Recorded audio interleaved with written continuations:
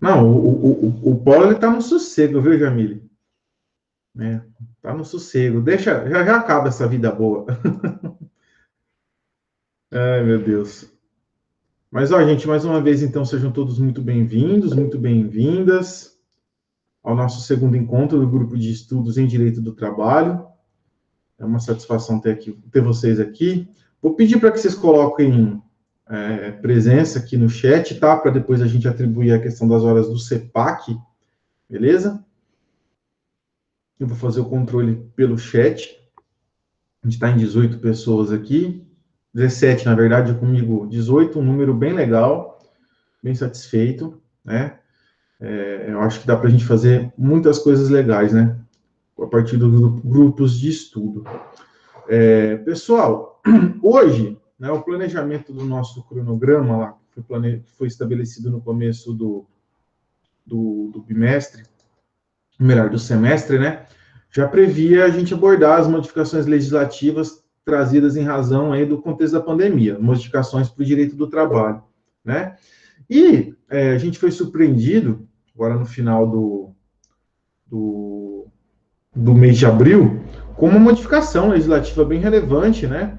A edição de uma medida provisória tratando aí da modificação, do estabelecimento de novas condições trabalhistas no contexto da Covid-19. Então, eu compartilhei com vocês aí no Classroom o link dessa MP e compartilhei também uma tabela que faz a comparação entre os instrumentos legislativos apresentados ano passado com o que foi apresentado agora e um texto que a gente escreveu mais ou menos nesse período do ano passado, comentando essas medidas provisórias de 2020, que se aplica em grande parte ao que a gente vai ver hoje. Tá? Então, alguns dos alunos, eu lembro que, acho que foi a galera do terceiro ano que perguntou para mim, comentou comigo, professor, a gente podia ver quais foram as modificações legislativas, enfim, vamos fazer isso hoje, mas veremos num contexto mais aprofundado, né, num contexto de pensar no direito do trabalho, nos seus princípios e nessas modificações. Até que ponto que elas são válidas, até que ponto que elas são abusivas, e conto muito com a participação de vocês. Nivaldo, bom dia, seja bem-vindo, vê que você chegou aqui também. Coloca um presente aqui no chat, por favor, tá? Só para depois a gente fazer as atribuições das horas do CEPAC, no final do semestre, tá bom? Então vamos lá, né, pessoal? Vocês chegaram a ver alguma coisa, gente? Acompanharam essa modificação legislativa? Viram que foi aprovada uma MP nova? Conseguiram dar uma olhada no alguma coisa no material que a gente postou aí no Classroom? Como que foi? E à vontade para abrir a câmera, áudio, enfim, tá? Lembra que isso aqui não é uma aula expositiva, isso aqui é uma construção. Ah, que bom. A Larissa falou que conseguiu dar uma olhada na tabela e na MP. Ótimo, Larissa. Já ajuda bastante. Ô, Larissa, e aí, o que você achou a respeito? Bonito, né, Paulo? Eu estou no mundo do Paulo, eu só fui ver materiais agora na hora que eu entrei. Jamila, teu microfone está desligado. Eu acho que. Tenta de novo. Está escutando? Agora melhorou. Tá. Eu estou indo na onda do Paulo, porque eu só fui ver que o professor tinha disponibilizado o material agora na hora que eu fui para entrar na aula. Ai, ai. Mas tá bom. Mas isso aí a gente. Depois vocês dão uma olhada com calma. Hoje não é um artigo científico, nada, tá? Então não tem tanta importância. Ó, a Larissa não, o Ari falou que a tabela ajuda muito. A tabela é bem interessante, né, Ari? Gostei também. Ô, Larissa, o que você achou da MP?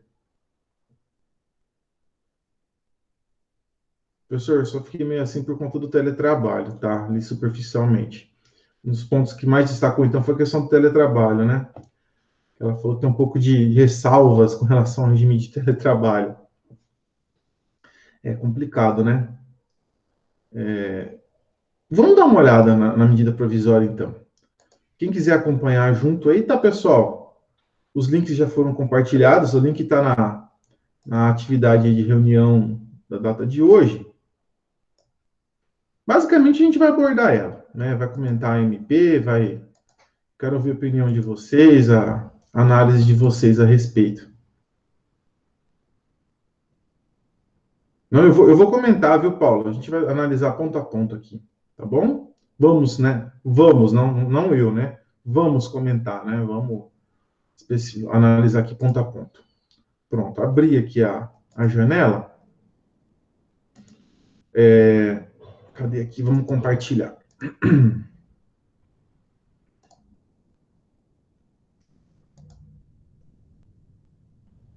Aqui. Então vamos lá. Pessoal, fique à vontade para interagir. Vocês estão interagindo um pouco hoje, hein? Quero ver esses áudios, câmera, o pessoal. Professor, a gente vai analisar agora a medida provisória? Para mim abrir aqui no celular. Isso. Obrigada.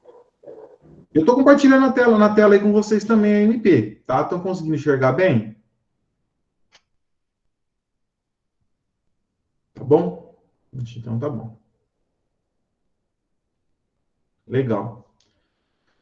Vamos lá. Então, medida provisória 1046, de 27 de abril de 2021. Primeira coisa, vocês acham que esse instrumento legislativo foi um instrumento bem necessário? Foi adequado para o momento que a gente está vivendo? Boa, Ari, obrigado. Obrigado, o Ari compartilhou o link da tabela. Muito bom. Vocês acham que nesse momento foi adequado apresentar esse tipo de instrumento normativo? O que vocês me dizem? É um instrumento normativo interessante, adequado, necessário? Tirei o compartilhamento, tá? O Anthony chegou aqui também. Bom dia, Anthony. De novo. Chegou mais alguém aqui que eu não consegui ver ainda, mas já vou identificar. Giovana. Bom dia, Giovana. O que vocês acham? Vamos lá, pessoal. Vamos conversar, vamos refletir. Foi adequado? Foi no momento oportuno apresentar essa medida provisória agora? Vamos lá, Ari. Na verdade, colocando como uma parte assim administrativa, foi bom ter colocado, porque o governo tem que agir. Já tinha feito no anterior e estava limitado a regra anterior ao decreto. Sim. Então, aquela regra anterior não poderia estar valendo porque o decreto já acabou, restringia até o ano passado. Sim. Esse ano não teve nada de decreto de calamidade nessa parte. A parte jurídica para essa parte da pandemia não teve muita coisa. O que foi feito ano passado limitou-se ao ano passado. Então, para poder continuar tendo alguma regra, as regras anteriores, o que tinha que fazer uma outra medida, outra lei permitindo. Então, ao invés de fazer uma lei geral, porque para o orçamento em si, não foi decretado pandemia nem nada ainda. Então, até o orçamento, a aprovação de orçamento, estão limitado às regras dos valores propostos lá, e sem tanto a parte das verbas extras na parte orçamentária. Então, para fazer essa medida e qualquer alteração relativa a trabalho, o que tinha que fazer uma outra normativa. Então, nesse sentido, é certo emitir alguma coisa. E também, pensando no outro lado, o governo precisaria fazer alguma coisa, porque a pandemia não acabou, sim, muita incerteza envolvida, muita crítica em relação às medidas propostas que foram feitas, se teve muito efeito ou não.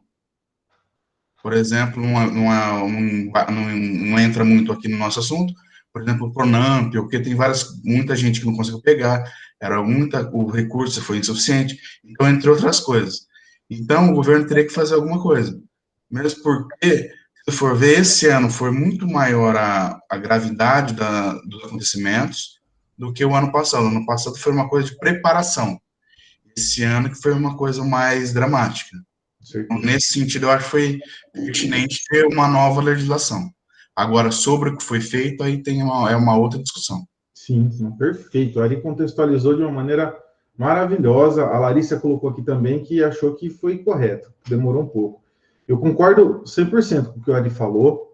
Eu só acho, mas isso também se justifica talvez um pouco em razão do momento de instabilidade que a gente está vivendo, que não deveria ter sido feito isso por medida provisória, mas deveria ter sido feito já por lei mesmo e condicionar a validade dessa lei até o momento em que a pandemia ela estiver na nossa realidade, né? Para que daqui a 120 dias não seja necessário apresentar uma nova medida provisória, né?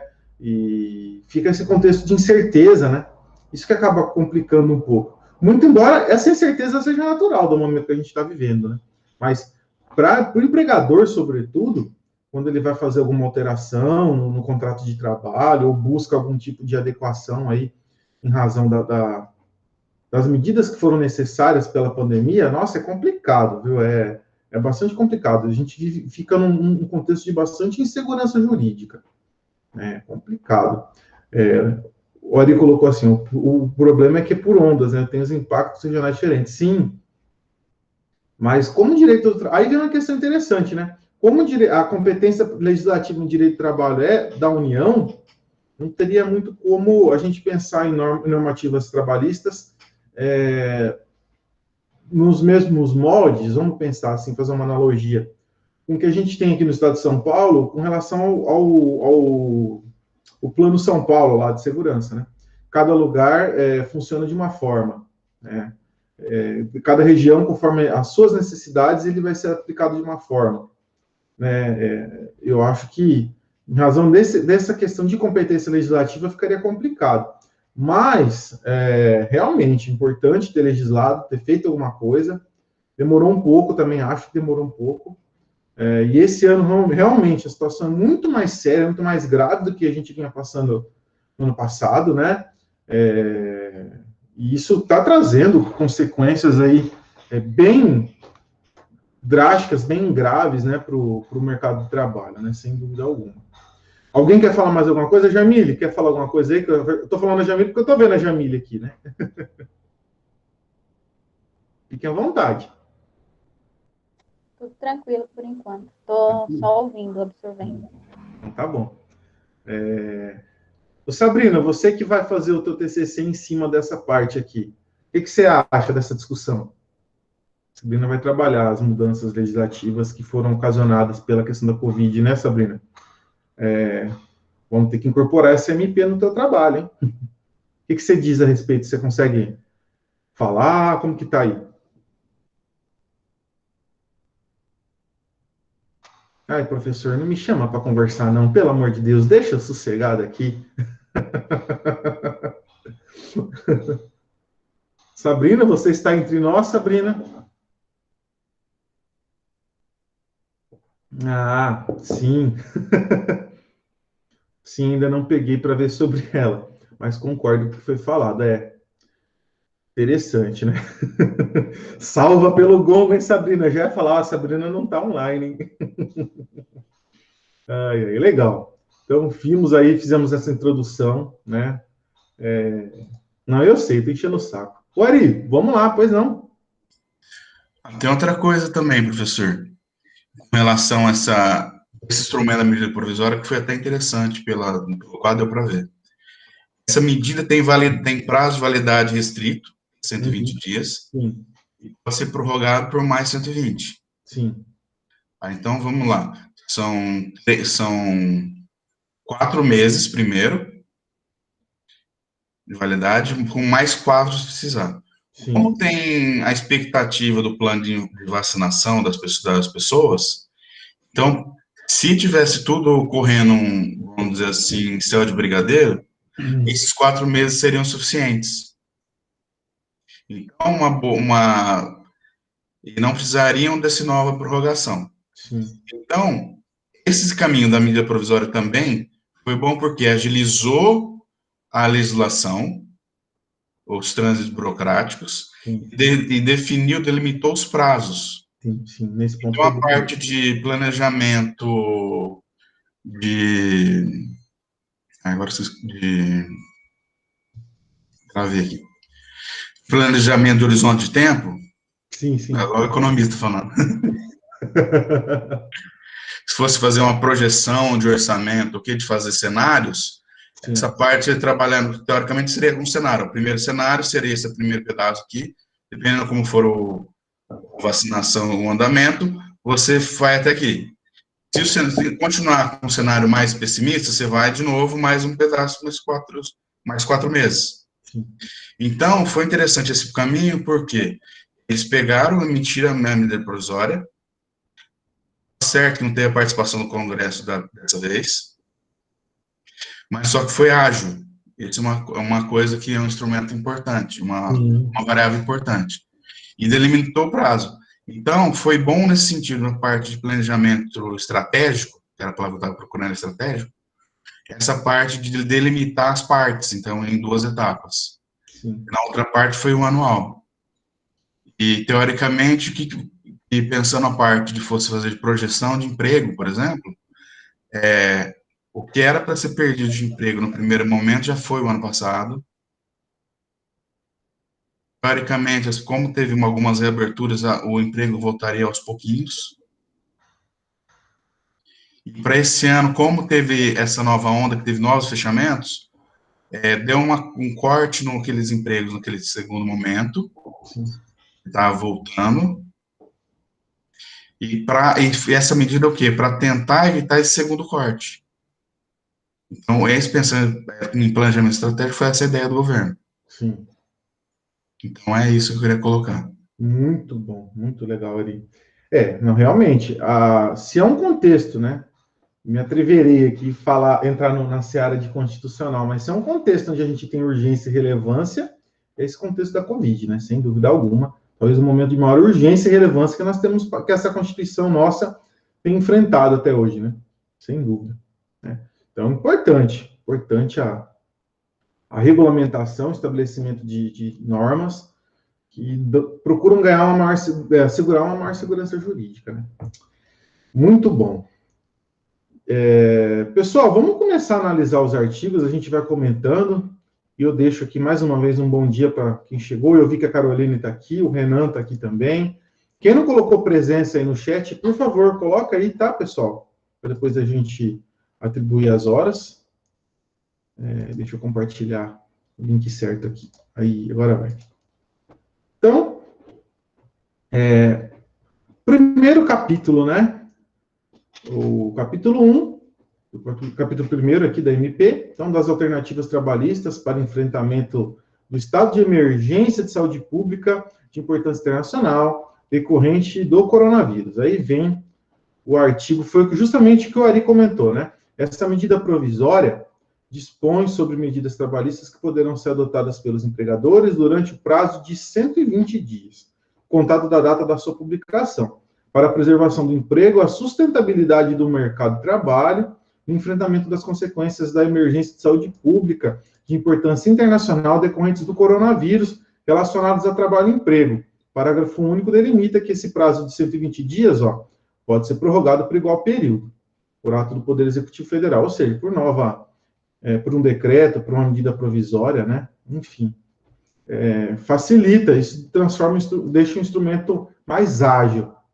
Muito embora, né, como contrapartida, ele exclua a participação do Congresso. Né? Mas essa primeira parte, então, prazo de 120, que pode ser prorrogado por mais 120 dias, né? 240 dias de vigência, então. O artigo 2º estabelece que para o enfrentamento dos efeitos econômicos decorrentes da emergência de saúde pública de importância internacional decorrente do coronavírus, a preservação do emprego e renda poderão ser adotados pelos empregadores, entre outras, as seguintes medidas. Então, quais foram as garantias ou as modificações aqui na relação de emprego que foram delimitadas por essa medida provisória? Instituição do teletrabalho, antecipação das férias individuais, concessão de férias coletivas, o aproveitamento e antecipação de feriados, o banco de horas, a supressão de exigências administrativas em segurança e saúde do trabalho e o diferimento, né, a postergação do recolhimento do FGTS. Na minha opinião, o que a gente tem mais conflito aqui, a gente vai ver, é o teletrabalho e o banco de horas, certo? Para mim, na minha análise, a gente tem alguns pontos conflitantes aqui, mas o pagamento do fundo de garantia a gente vai ver aqui, apenas foi prorrogado o prazo, e esse inciso 6º também não traz grandes alterações, tá? Não acaba aí modificando de uma maneira tão pesada a relação de emprego, né? Beleza? Então, vamos analisar ponto a ponto. Primeira coisa, a legislação, né, a medida provisória, ela traz o teletrabalho. Quem aqui tá trabalhando? Quem está em regime de teletrabalho, pessoal? Eu posso dizer que eu estou, né? E, com relação à faculdade, eu estou em teletrabalho. Quem mais está em regime de teletrabalho aí? Para a gente ter uma noção. A Aline. Nossa, Aline! Curioso. O Renan. Quem mais? Só vocês dois? E tem uma diferença, né? Vamos lá, pessoal. Vamos ver se vocês estão atentos aí. Qual que é a diferença do teletrabalho para o home office? Galerinha do terceiro ano não viu isso ainda. Mas qual que é a diferença? O pessoal do quarto e do quinto ano pode dar um show aí para nós. Ó, a Larissa já deu uma voadora na porta aqui. O teletrabalho se dá por meio da internet, por meios digitais, e pode ser exercido em qualquer local. Exatamente, Larissa. Então, pessoal, uma diferença importante, sobretudo para a galera do terceiro ano que está chegando agora, quando a gente fala em teletrabalho, a gente fala num trabalho que é prestado nos valendo dos meios digitais, da tecnologia. Então, professor dando aula pelo Google Meet, é teletrabalho. O home office, quem que está em home office aí? Vamos ver. Quem está em home office? Quem está trabalhando em casa? Eu também estou. Também estou em home office com relação ao escritório. Home office não precisa da participação, da utilização de meios digitais, de internet. Não, você fazer seu trabalho em casa já é home office. Simplesmente assim. Então, tem uma pequena diferença. O que a medida provisória ela traz são regras específicas para o teletrabalho, tá? Então, é importante a gente destacar. Beleza? Então, a partir de agora, viu, terceiro ano? Já sabe que teletrabalho e home office são coisas diferentes. A gente vai estudar isso, acredito, esse bimestre ainda, mas vocês já estão sabendo. Certo? Além disso, agora sim. Além disso, vamos lá. Vamos começar a analisar, então, quais são as regras estabelecidas aqui para o teletrabalho, de acordo com a MP. Ó. O artigo 3º estabelece assim: o empregador poderá, a seu critério, durante esse prazo de vigência, alterar o regime de trabalho presencial para teletrabalho, trabalho remoto ou qualquer outro tipo de trabalho à distância. Aqui a gente tem um problema técnico, né? Ele mistura teletrabalho com trabalho com home office, né? Além de determinar o retorno ao regime de trabalho presencial, independentemente da existência de acordo individual ou coletivo, dispensado o registro prévio da alteração no contrato individual do trabalho. Pessoal, o artigo 3º não traz grandes modificações, viu, com relação ao que já acontece no teletrabalho, porque é possível essa alteração de um trabalho presencial para o teletrabalho, a CLT ela permite. Não há nenhum tipo de impedimento. A única coisa é que se precisa de um tempo para o empregado ele se acostumar, né? Há um tempo para ele se adaptar. Então, o que o artigo 3º fala é que não precisa de... essa modificação não independe de acordo individual ou acordo coletivo. Isso aqui é uma atitude que está relacionada ao poder de direção do empregador, tá? Então, ele que decide o empregado se ele vai se submeter ou não. Beleza?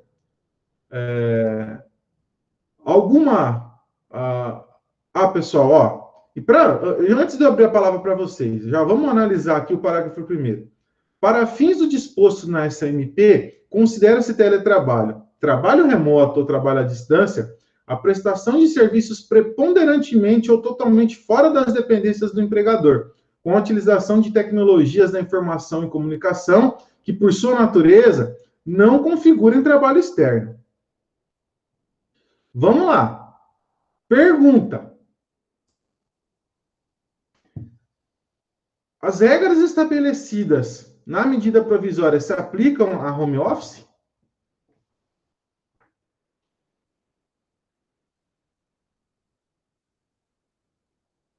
É um erro legislativo. Isso aqui eles comeram uma barriga, como a gente diz, né? Aplica-se? Não se aplica. Porque, ó, o parágrafo primeiro conceitua o teletrabalho, trabalho remoto ou trabalho à distância. São coisas diferentes, pessoal. A prestação de serviços preponderantemente ou totalmente fora das dependências do empregador, com a utilização de tecnologias da informação e comunicação. Gente, o que é tecnologia de informação e comunicação? Celular, internet, smartphone é a mesma coisa, né? Notebook, tablet, vocês estão entendendo? Qualquer meio que permita que você se comunique remotamente com o seu empregador. Então, eles colocaram tudo no mesmo balaio, né? Misturaram tudo. Então, não se aplica essa regra, pelo menos o artigo 1º, não se aplica a trabalho tipicamente em home office, tá? O simples home office não se aplica. Certo? Então, fiquem atentos, é um detalhe. Uma informação que o artigo fala aqui também, ó, trabalho externo. Vocês sabem o que é trabalho externo, pessoal? Já viram falar desse termo? Larissa, você sabe algum exemplo, alguma coisa? Aí, ó, a Larissa colocou aqueles exercícios fora da empresa. A Larissa já respondeu a pergunta antes. Sim. Um exemplo seria um auditor fazendo inspeção em uma outra unidade fora da sede dele. Isso, boa. O vendedor, o Carlos deu um exemplo bom aqui também, que é o que eu ia falar, o vendedor externo. Para que você tenha, assim, uma coisa, pessoal, que eu acho que tem que ficar claro quando a gente pensa em direito do trabalho, é que o vínculo de emprego, a relação entre empregado e empregador, ela não se firma apenas quando eu tenho o empregado submetido ao empregador no seu próprio ambiente, no ambiente do empregador, no domicílio no domicílio da empresarial, no estabelecimento empresarial, desculpa, tinha fugido a palavra, no estabelecimento empresarial, enfim. Não.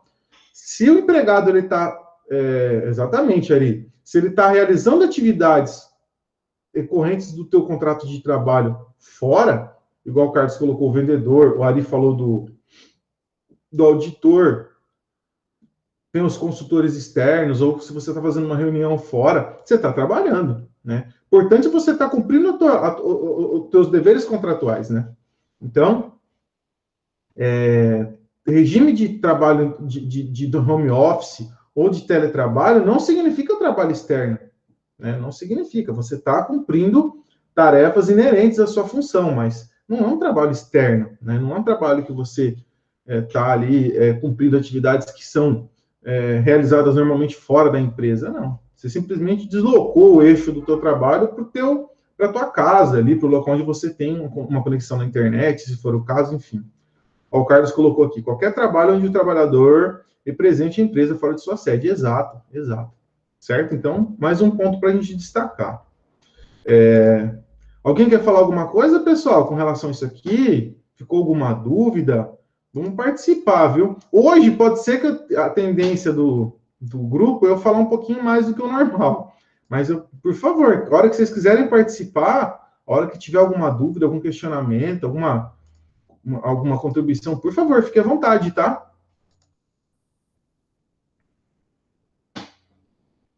Joia. Não vão ficar quietinhos aí, não. Ó, uma questão importante. O empregador, ele pode alterar o contrato de trabalho? Pode determinar que o empregado vá para home office? Pode. Para teletrabalho? Pode. Desde que o empregado seja comunicado com 48 horas de antecedência, tá? Pode ser comunicado por qualquer meio, escrito ou eletrônico. Pode mandar um e-mail, pode mandar um WhatsApp, enfim, tá? Então, prazo de 48 horas. O parágrafo 3º, olha só. As disposições relativas à responsabilidade pela aquisição, pela manutenção ou pelo fornecimento dos... deixa eu selecionar certo isso aqui. As disposições relativas à responsabilidade pela aquisição, pela manutenção ou pelo fornecimento dos equipamentos tecnológicos de infraestrutura necessária e adequada à prestação de teletrabalho, trabalho remoto ou trabalho à distância, e as disposições relativas ao reembolso de despesas arcadas pelo empregado serão previstas em contrato escrito, firmado previamente ou no prazo de 30 dias contado da mudança do regime de teletrabalho. Né? Vamos lá. Analisa, grava bem o que está aqui. Analisa bem isso aqui. E vamos para o parágrafo 4º, depois a gente já comenta junto. Olha só. Na hipótese do empregado não possuir os equipamentos tecnológicos sem infraestrutura necessária e adequada à prestação de teletrabalho, trabalho remoto ou trabalho à distância, inciso 1º, o empregador poderá fornecer os equipamentos em regime de comodato, né, de empréstimo gratuito, e pagar por serviços de infraestrutura que não caracterizarão verba de natureza salarial. E 2, o período da jornada normal de trabalho será computado como tempo de trabalho à disposição do empregador na impossibilidade do oferecimento do regime de comodato. Pessoal, analisa esses 2 parágrafos, analisem o que está nesses 2 parágrafos e pensem nos princípios de direito do trabalho. Isso aqui vale para todo mundo. Já, desde o galera do 3º ano já viu também, tem condição de fazer essa análise. Vamos lá. Princípio da proteção.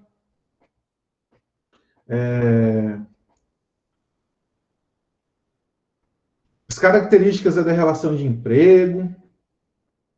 A questão da alteridade, né, do empregador assumir os riscos da atividade econômica. E aí, o que vocês me dizem desse parágrafo 3º e desse parágrafo 4º? Exatamente, a Larissa colocou aqui, esse poderá F3 pontinhos, né? O risco da atividade econômica meio que vai para o trabalhador também. É um ponto complicado dentro do regime de teletrabalho. Vocês vão ver, a galera que não viu ainda, né? Nos artigos 75A, B, C, D, lá que regulamenta o teletrabalho, na CLT, já estabelece que empregado e empregador, eles podem estabelecer uma questão aí de compensação de gastos, de fornecimento de materiais, porque o empregado, beleza, ele vai trabalhar, né? Ele vai exercer as suas funções para qual ele foi contratado. Mas, para isso, ele necessita de insumos, né, de equipamentos. Quando ele precisa providenciar esses equipamentos, ele precisa gastar, ele precisa se valer da sua internet, ele precisa providenciar um bom equipamento eletrônico, ele está assumindo esses riscos da atividade econômica. Sem dúvida, né? Ele está atuando de maneira a dividir com o empregador, né, os lucros, os riscos aqui, né, da atividade, os custos da atividade. Então, onde fica a subordinação jurídica? Se o empregado ele tem que adquirir suas próprias ferramentas, ele não está, de alguma maneira, invertendo essa lógica? Né? Então, é um questionamento. Vamos lá, enquanto vocês vão refletindo, eu quero ouvir vocês. A Larissa colocou assim, porque se tem um equipamento utilizado pelo empregado, que ele mesmo comprou, quebrar ou ter algum problema, o gasto é dele, exatamente. Ele que vai ter que arcar com todos esses custos. O Carlos colocou assim, com a possibilidade da dispensa do funcionário por aumentar o custo do empregador, contrata alguém que tem os meios para prestar o serviço. Ou ainda pode terceirizar. É uma possibilidade. Hoje, né, não há limite para terceirização. Ele vai ter os riscos de um autônomo, mas em regime da CLT. Assim, em alguns pontos é verdade, né? Ele vai ter um contrato de trabalho que vai ser bastante flexibilizado. Então, importante quando a gente pensa nessas questões é delimitar, né? Que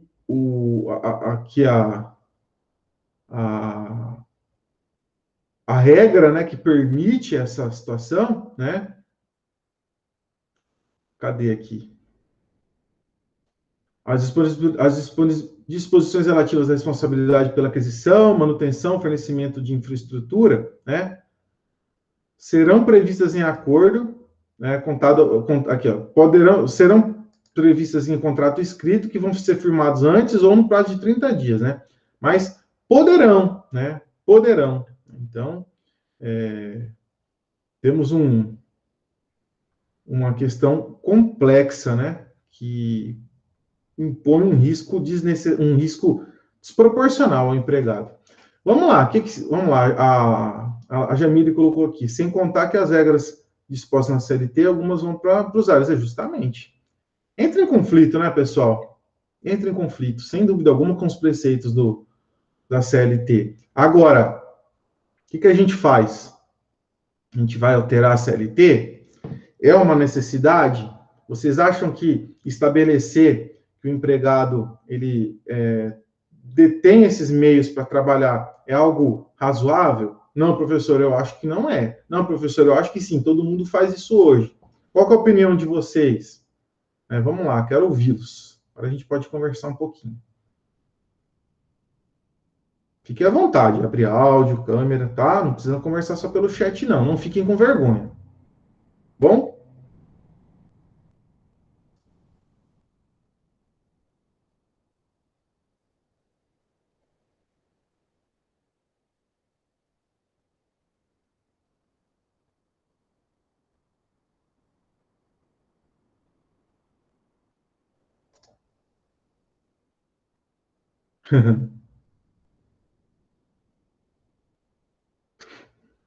Bom, gostei, viu, Carlos?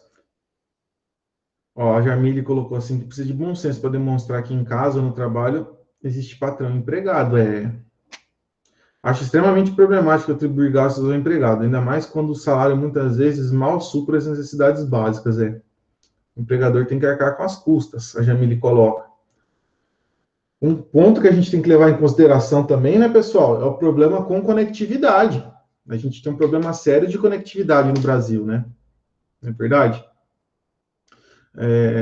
Nem todo mundo tem acesso a uma internet de qualidade razoável. Eu não vou falar nem boa qualidade, porque é difícil, mas não é fácil. Então, às vezes, para o empregado arcar com os custos de uma internet bacana, com uma infraestrutura legal, não é tão tranquilo assim, né?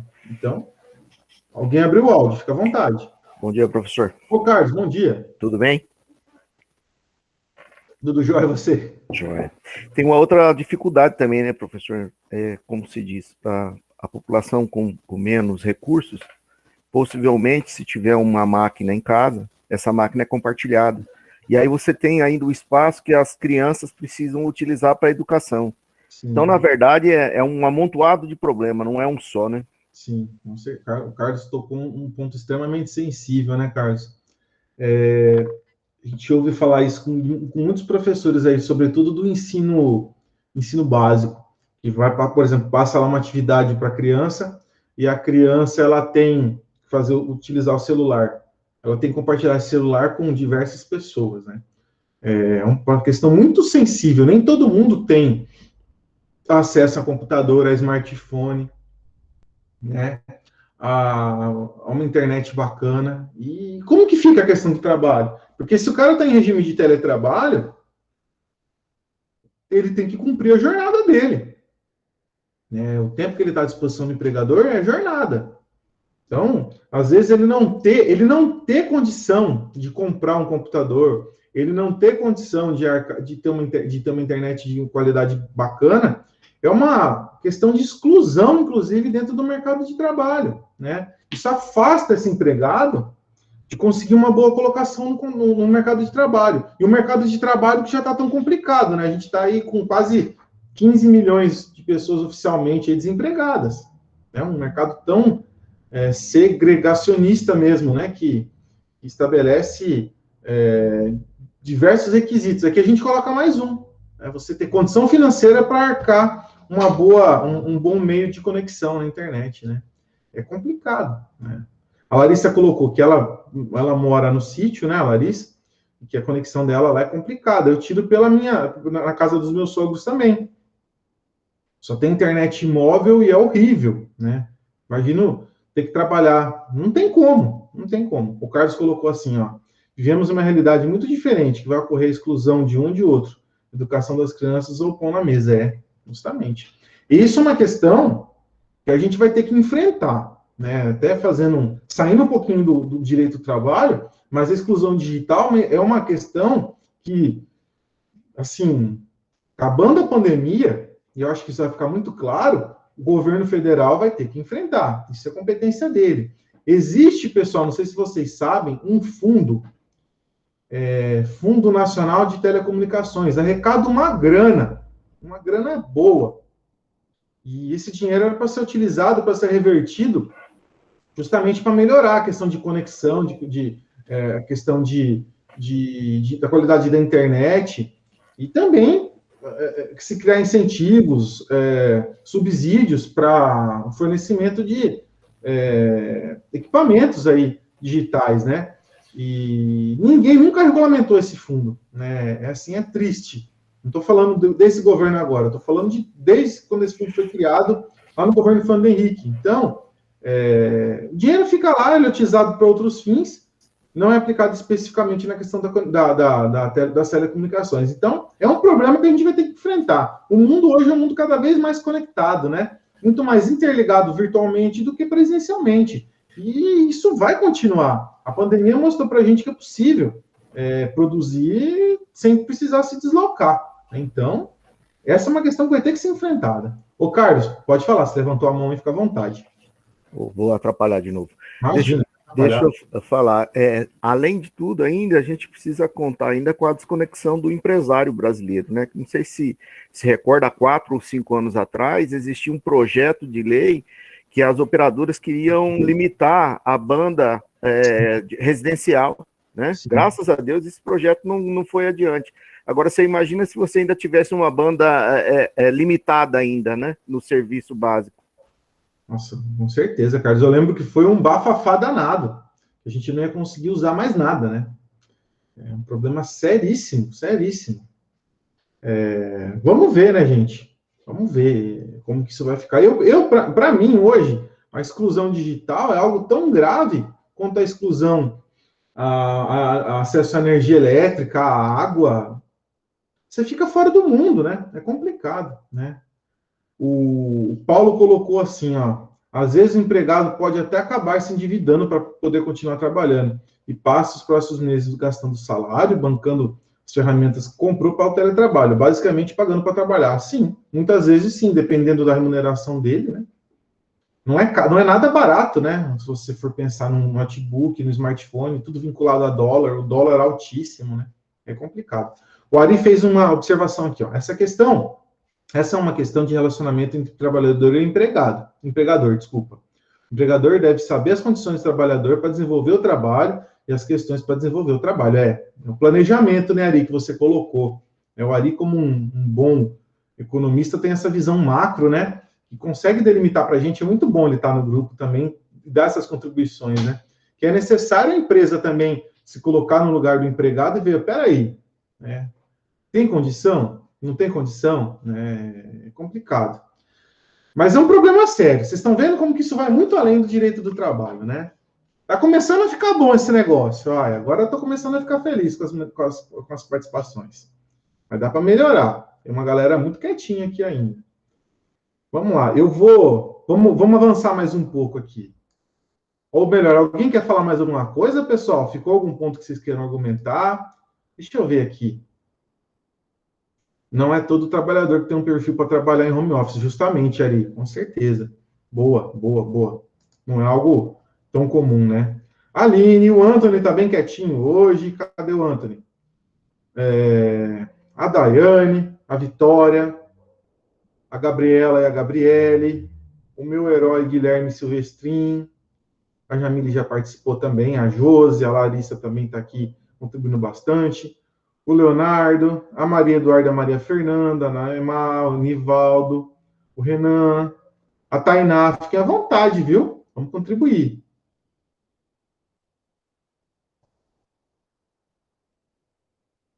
Vamos lá. Tá vendo como que é bom provocar vocês? Agora a galera já participou. O Paulo falou assim, que ele entende que os mais velhos têm bastante dificuldade para se adaptar. O Nivaldo colocou aqui, Bolsonaro veta ajuda financeira para a internet de alunos e professores de escolas públicas. Eu vi isso hoje, estava acompanhando um vídeo que foi solicitado, né, apresentado o projeto de lei para se garantir o acesso à internet, né? E o governo vetou por falta de disponibilização econômica, né? É uma questão bem polêmica.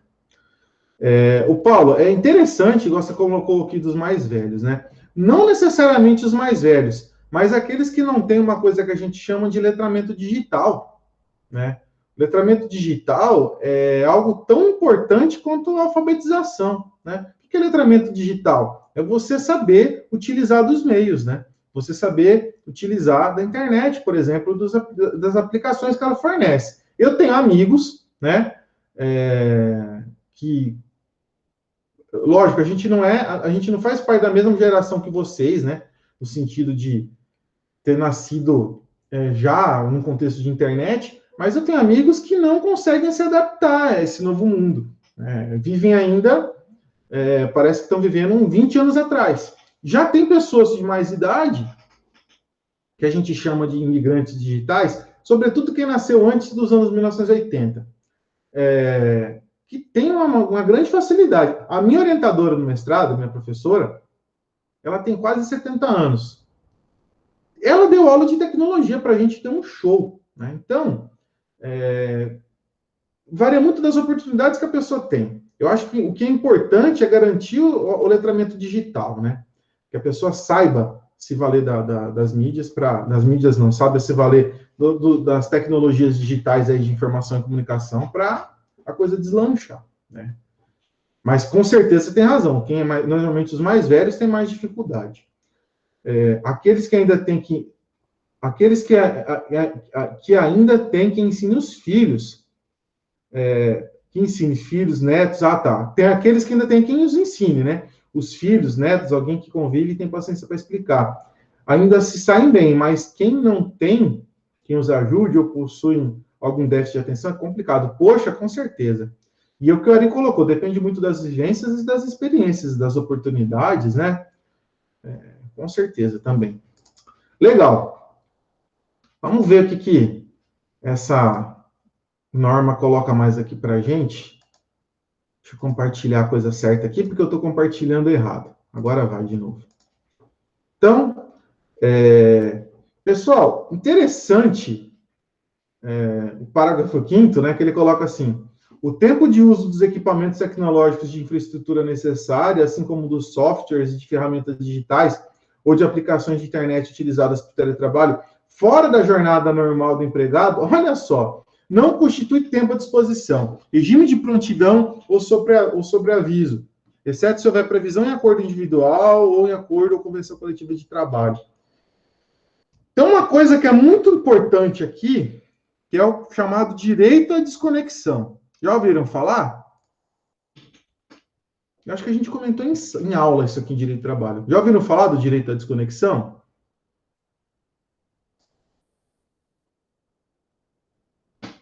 Discutimos. Verdade. Sim, né? Sim, é verdade, Ari. Verdade, verdade, verdade. O direito à desconexão é o direito que a gente tem de ficar offline, né? Pessoal, vou dar o meu exemplo. Quem é do 4º ano recebeu uma mensagem ontem, era 11h30 da noite. Pessoal, estou passando aqui para lembrar que nós temos aula de prática jurídica amanhã cedo. Meu celular, isso é normal, ossos do ofício, eu não estou reclamando não, tá? Fiquem à vontade para mandar mensagem. Mas às vezes sábado de noite, de madrugada, eu acordo no outro dia cedo, eu vejo, 1h da manhã, o aluno mandando mensagem que ficou com uma dúvida, com alguma questão. Quer dizer, a gente está online à disposição o tempo todo.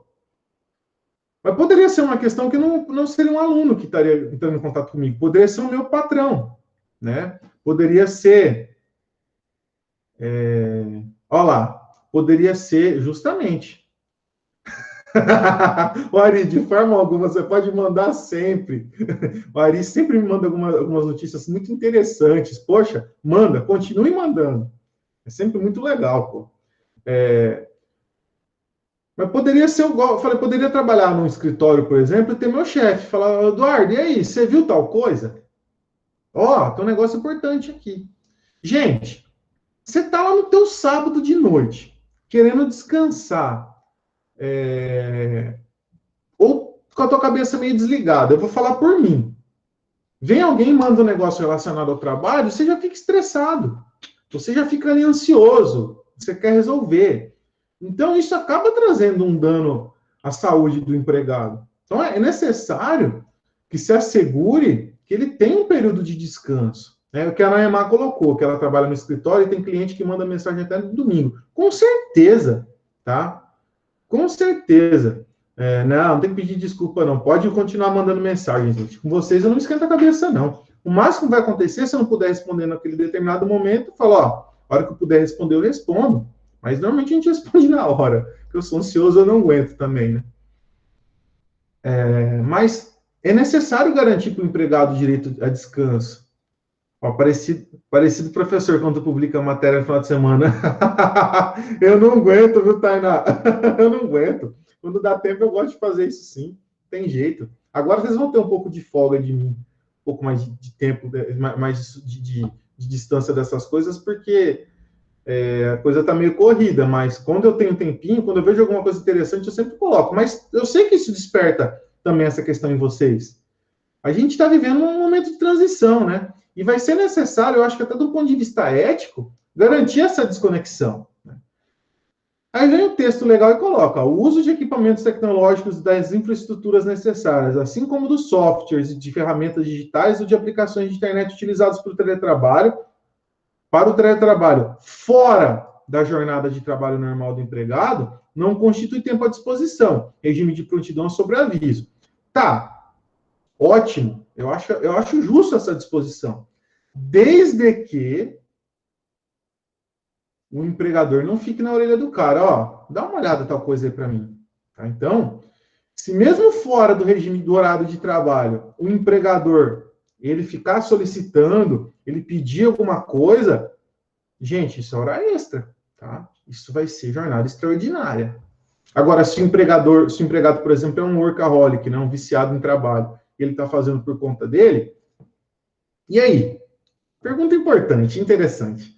Ó, vamos lá, deixa eu até tirar isso aqui. Olha, vamos lá. Provocar vocês. O Carlos trabalha na minha empresa, e eu utilizo um sistema, um software que o Carlos tem que fazer um login para entrar. Eu tenho controle total sobre esse software. O Carlos tem a jornada normal, no sábado à tarde ele está de folga. Pelo amor de Deus, Carlos, você está de folga. Chega, vai tomar uma na sexta-feira, no sábado. Mas o Carlos é um cara que gosta de trabalhar. É tipo que nem um professor que grava aula no sábado à tarde, domingo, né? O que eu ia falar, não sei porque o professor está usando o exemplo fora daqui, sendo que o professor é exatamente esse. Você manda mensagem 11 horas da noite, professor, me ajuda aqui, como que eu vou fazer meu TCC? Né? Isso é aula, isso é um aprendizado. O professor podia falar para mim, Jamile, ó, entre em contato comigo das 7h30 às 10h30, tá bom? De segunda a sexta. Não aguenta? Não aguento, só se não tiver jeito. Mas vamos lá. Faça o que eu digo, não faça o que eu faço. Pronto. Gostei. Então, o Carlos chega e fala, puta merda, eu tenho um negócio para adiantar aqui do serviço. Eu não pedi nada para ele. Ele fala, eu vou tentar adiantar. Não tem nada para fazer mesmo. Tá passando São Paulo e Mirassol na televisão. Jogo feio do cacete. Eu não vou ficar perdendo meu tempo com isso, não. Eu vou trabalhar. Aí o Carlos entra no sistema e trabalha por conta dele. Depois de um determinado tempo, o Carlos sai da empresa. Aí ele entra com uma reclamação trabalhista e pleiteia o pagamento de horas extras desse período. O que vocês acham? Acho que ele tem um direito. Se ele trabalhou, se ele produziu, se ele fez a riqueza. Porque o que consiste o trabalho? O trabalho não é você produzir riqueza para o empregador? Se você produziu, você tem direito a receber. É o que eu penso. Não, é verdade. Interessante. Ó, do ponto de vista empresarial, o Ari já colocou, a hora extra não autorizada, não deverá ser remunerada. Do ponto de vista lógico, se a gente pensar, ok, é isso. Mas isso vai gerar tanto pano para a manga para o empregador, que ele vai ter que, no final das contas, ele vai pagar essas horas extras. Então, o empregador, o que ele tem que fazer? Até com relação ao sistema, ele tem que proibir o acesso. Banco, por exemplo, você sabe o que banco faz? chega o horário que eles têm que encerrar a jornada, quebra, o sistema cai, você não consegue acessar, né? Então, é uma forma de se precaver, de se proteger. Interessante, viu, Ari? Interessante. Certo? Então, é uma forma do empregador se proteger, se precaver. E se ele não tem essa possibilidade, ele percebeu a possibilidade do sistema, o empregado, ele acessou o sistema fora do horário, dá uma advertência, porque senão ele se enrola, né? Ari, por favor. Sobre essa parte aí, onde eu trabalhava era assim, tinha um limite de carga horária, tinha antes tinha os bancos de horas, tudo, e era só folha de ponto. E marcava os horários e tal, e tinha um controle paralelo. Aí depois instalou o relógio ponto. Aí tinha o quê? Dava o horário, tinha que entrar e sair a partir das jornadas, tinha que sair, ou você tinha que mandar um e-mail para o chefe pedindo autorização para fazer hora extra. Eita, Ari. Mas mesmo assim, a cada meia hora, se a luz estivesse acesa, a luz apagava, você tinha que levantar da cadeira para ela acender. Nossa. Era uma forma de evitar a hora extra. Estava num período de contenção de gastos, porque estava gastando acima do orçamento da empresa em algumas áreas. Que interessante. E, Ari, para ser autorizado essa questão das horas extras, era muito burocrático? Normalmente o chefe autorizava ou não? Como que era? Você tinha que pegar e conversar com ele antes, geralmente era mais oral, né? Sim. Aí você mandava um e-mail falando que você precisava fazer hora extra, não sei o que, ele dava um ok. Putz, nossa, que então era uma autorização para fazer hora extra. Nossa, interessante. O Ari falou isso aí, me veio uma outra coisa. Eu me recordei aqui.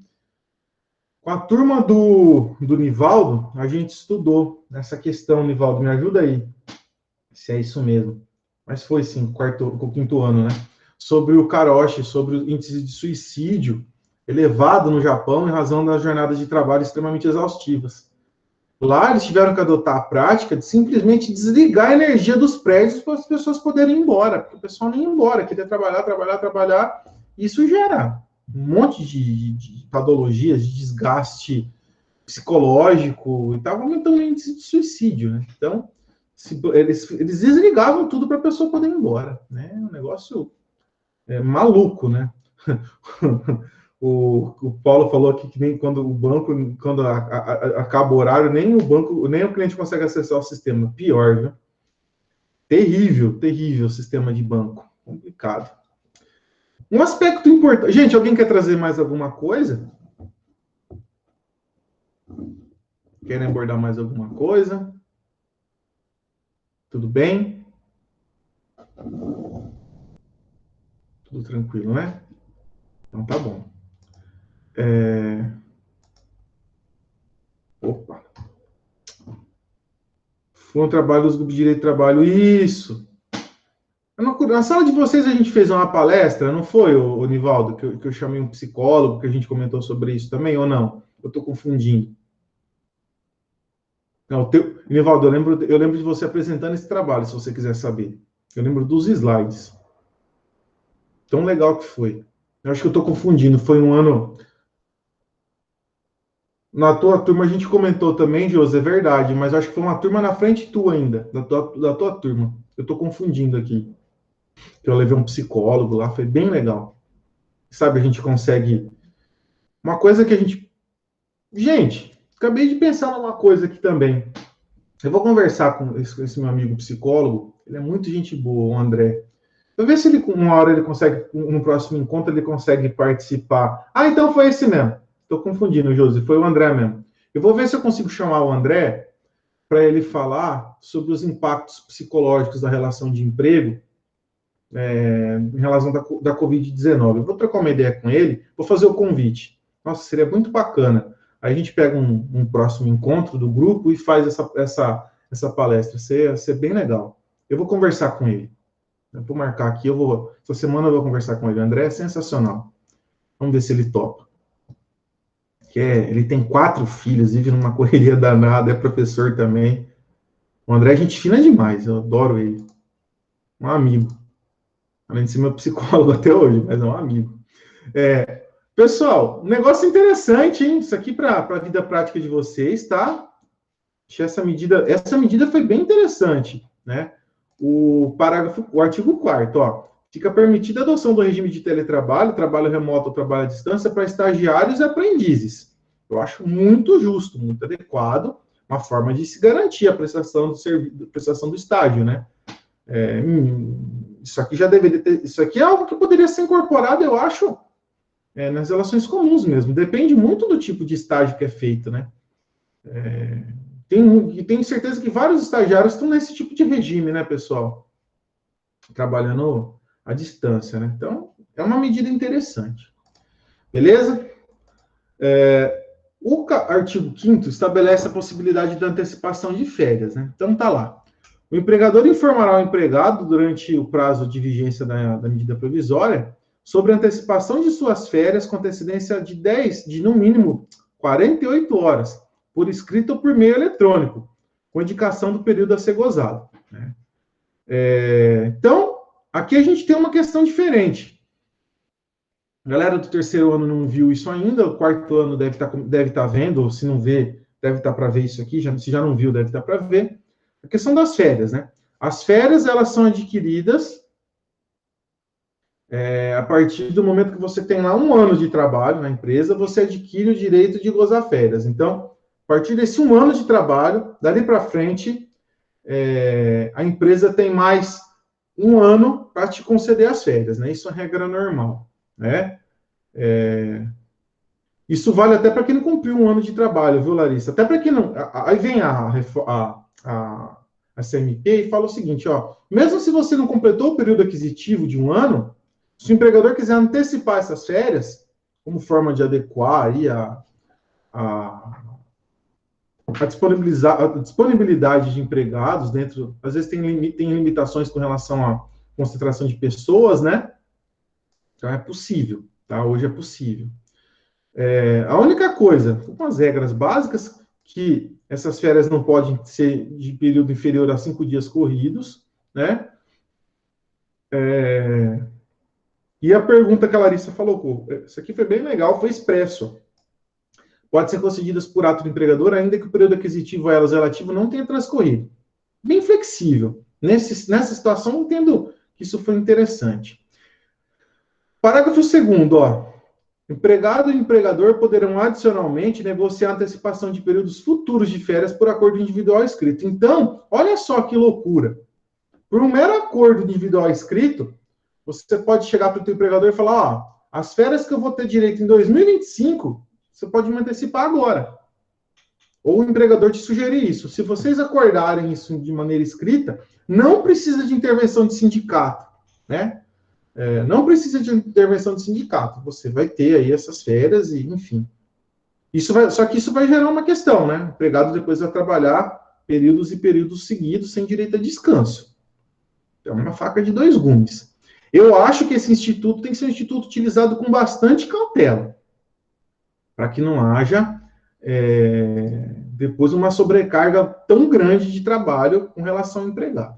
Certo? O que vocês acham a respeito disso? É uma medida interessante, uma medida efetiva. Professor, eu acho que é uma medida que vai trazer muito mais prejuízo do que benefício.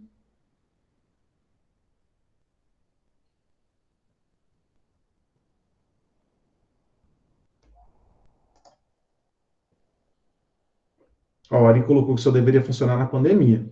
A Larissa colocou a saúde mental do empregado, que se tiver essas férias adiantadas, vai para o ralo, né? Pior, né? Deve ser algo, como disse o Ari, pontual, né? Ô, Carlos, pode falar. Eu vejo que é uma medida de desequilíbrio, porque, na verdade, ela só contempla um lado da relação, que é o lado do empregador. Por quê? Porque o empregador, vamos dizer, eu sou dono de uma loja no shopping, aí está fechado por causa da pandemia.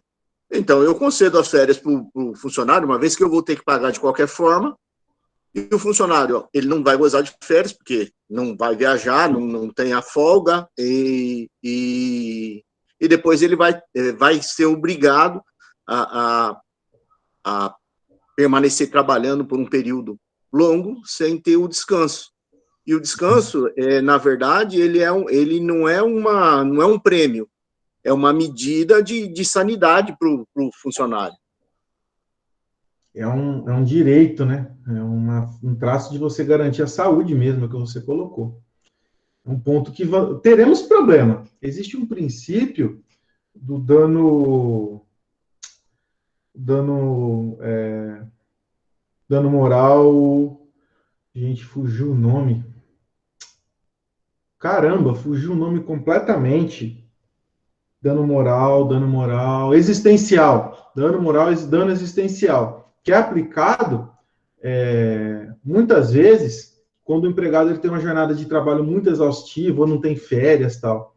Será que não poderia ser aplicado nesse tipo de questão? Porque se é permitido essa postergação de férias, né, ou melhor, essa antecipação de férias, né, por mero acordo escrito, significa que a autonomia da vontade, a gente sabe que no direito do trabalho é algo um pouco relativo, né? Então, sinto o cheiro de problema no ar com relação a esse artigo, né?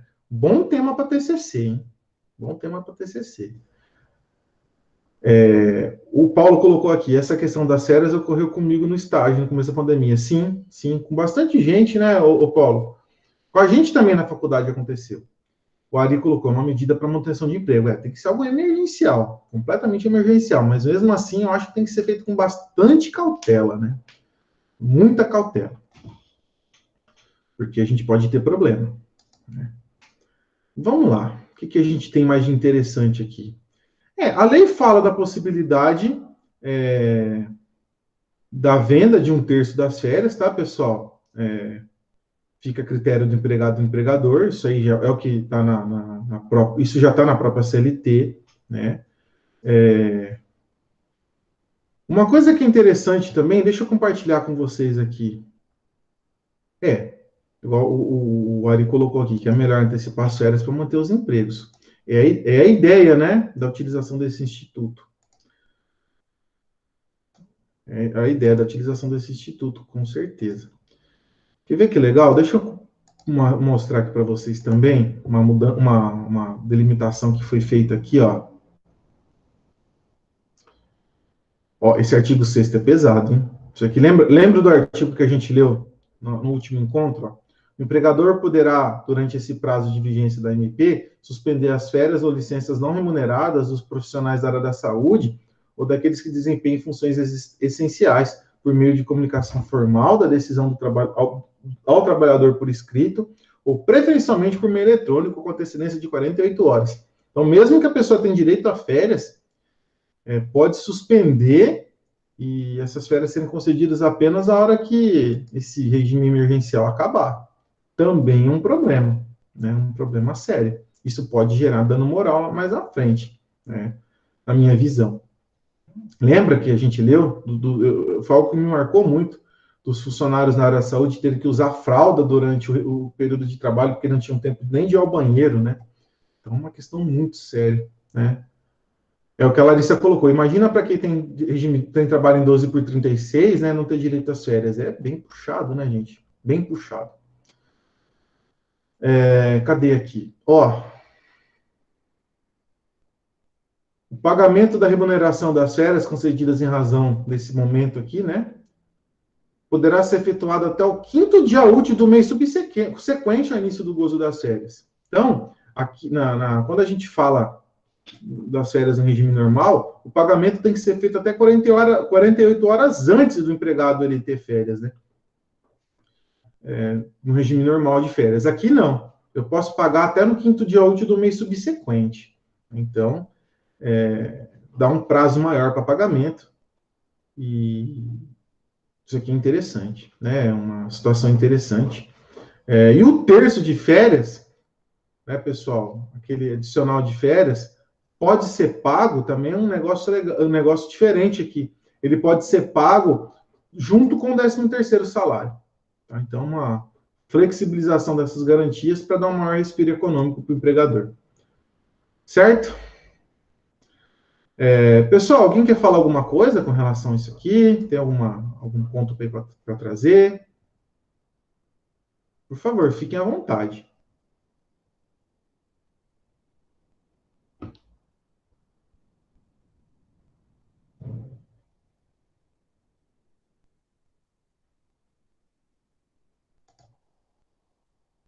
Tudo bem?